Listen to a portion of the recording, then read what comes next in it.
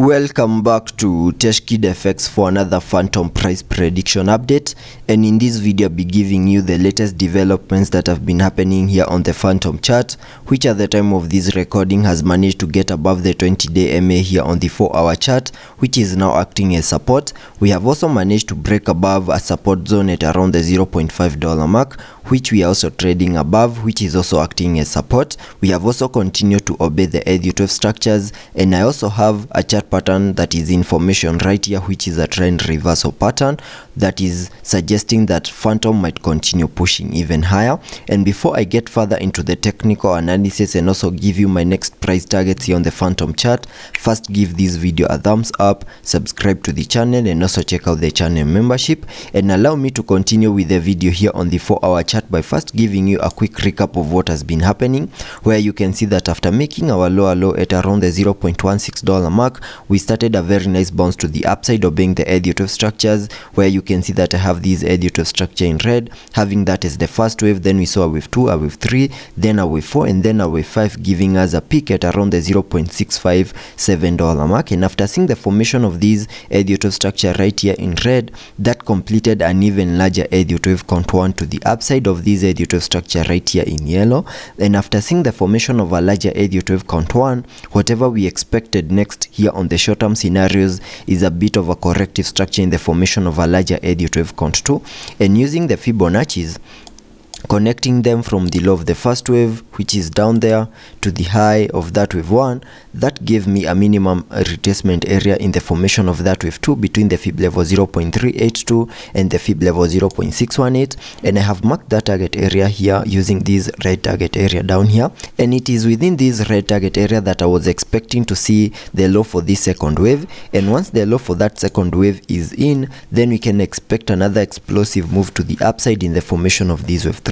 And in the formation of that wave 2, which is a corrective wave, we also expected to see an ABC corrective structure. And here on the charts you can see that we have these as the wave A, then a wave B making its peak at around the $0.6 mark. And after seeing the high for that wave B, we expected one more low in the formation of that wave C. And using the trend based Fibonacci, connecting it from the high of that wave A to the low of that wave A, then dragging the fibs to the high of that wave B, that gave me a minimum target area to the lower side in the formation of that wave C at the fib level 1.618, and that is at around the $0.3859 mark. And here on the charts we made our low at around the $0.4128 mark, and that means we did not fully maximize our target area in the formation of that wave 2, but there are still chances that the $0.4128 mark might be the low for that second wave. And whatever we are seeing at the moment could be the start of the formation of that wave 3 in a move that has given us a break above the 20-day MA and also above a key area of resistance at around the $0.5 mark. And that could be enough support that to give us that bounce that we expect in the formation of that wave 3. And in case this move continues to the upside, then the next high that I'm watching over here is the wave 1 high, and that is at around the $0.657 mark. And the moment we manage to break above the wave 1 high, then that will be enough confirmation that whatever we are seeing over here is the bounce to the upside in the formation of that wave 3. We also have a chart pattern that is indicating a trend reversal over here, and if I draw it out, I can first connect these bottoms like that, because the chart pattern is a double bottom. Then I can draw it out having these as the first bottom, then you have seen the formation of the neckline, then the second bottom, and I'm expecting a breakout to continue in case we continue holding above the support zone at around the $0.5 mark and also above the 20-day MA. And the minimum target area of the breakout can be given by the height between the tops and the neckline, and that gives me, that is the neckline and the bottoms, and that gives me a minimum target area back to the area at around the $0.5809 mark. And that is the minimum that we can expect this chart pattern over here to do, and that will be fully supporting the formation of that wave 3. And assuming that the low for this second wave was in at around the $0.4128 mark, we can also sketch out a minimum target area to the upside in the formation of that wave 3 using a trend based Fibonacci, connecting it from the low of the first wave